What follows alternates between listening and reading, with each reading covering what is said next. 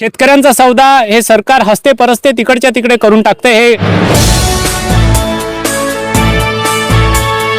Breaking Vidarbha, अंदाज तोच वृत्त नव्हे। भारत अमेरिका व्यापार करार शेतकरी हिताचा नाही। शेतकरी नेते शैलेश अग्रवाल यांची प्रतिक्रिया। भारत अमेरिका व्यापार करारात शेतकऱ्यांना नेमका कोणता लाभ होणार यावर सर्वत्र मंथन होते आहे। पण अशात अमेरिकेतून भारतात आयात होणाऱ्या शेतमालावर आयात शुल्क लावला जाणार नाही, पण भारतातून अमेरिकेत जाणाऱ्या शेतमालावर शुल्क असेल। त्यामुळे हा करार भारतीय शेतकऱ्यांच्या हिताचा कसा असेल असा सवाल शेतकरी नेते शैलेश अग्रवाल यांनी उपस्थित केला आहे। एकीकडे भारतातील शेतकऱ्याचे उत्पादन शुल्क जास्त आहे, तर या उलट अमेरिकेत उत्पादन शुल्क कमी आहे। त्यामुळे या कराराच्या संपूर्ण बाबी समोर यायला पाहिजे। सोयाबीन उत्पादक शेतकरी आणि कापूस उत्पादक शेतकरी हा अमेरिकेतील शेतकऱ्यांशी स्पर्धा करू शकत नाही।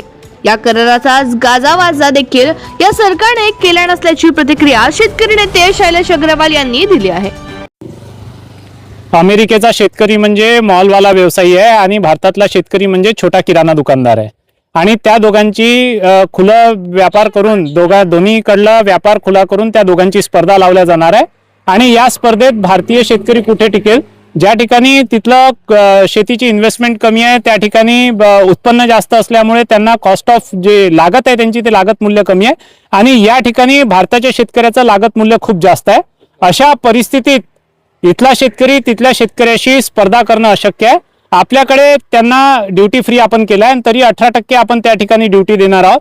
आधी जेव्हा इतिहासात जर आपण गेलो तर 3.5% आपल्याला त्यांच्याकडे ड्युटी होती आणि 18% त्यांना आपल्याकडे ड्युटी होती।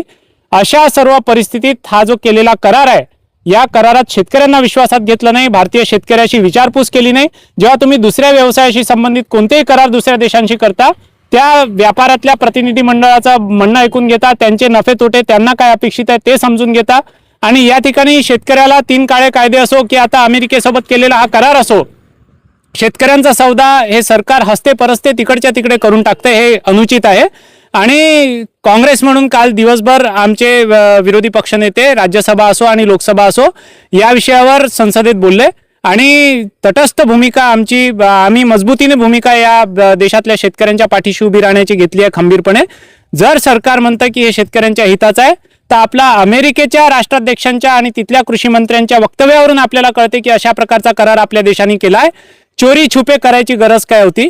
उघडपणे हा करार का केला नाही आणि उघडपणे त्या कराराच्या बाबी काय आहेत आणि त्या करारामध्ये नेमके कोणते तुम्ही मुद्दे घेतलेले ते देशातल्या शेतकऱ्यांशी या सरकारने तातडीने आता चर्चा केली पाहिजे त्या विषयावर आणि शेतकऱ्यांच्या निदर्शनात ते मुद्दे आणून दिले पाहिजे आणि त्यानंतर या देशातल्या शेतकऱ्याचं नुकसान होणार नाही त्याच्यासाठी संरक्षकाची भूमिका आम्ही घेऊ हे सरकार बोलायला चुकत नाही।